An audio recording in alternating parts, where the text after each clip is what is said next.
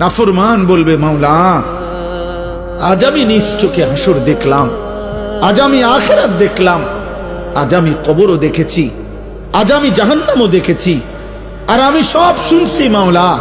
আপনার জবান শুনলাম, ফেরেশতার আওয়াজ শুনলাম, জাহান্নামের গর্জন শুনলাম, সব দেখছিও শুনছিও।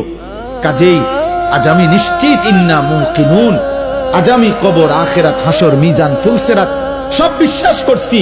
অতএব আজকে আপনি আমাকে এই আখিরাত থেকে, হাসরের মাঠ থেকে আপনি আমারে আরেকবার দুনিয়ায় পাঠান।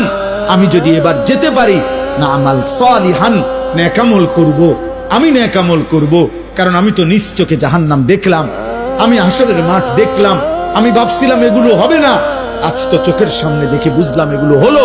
অতএব আমি এখন দুনিয়ায় যেতে চাই, আমি আমল করতে চাই, আমি আপনার আনুগত্য করতে চাই।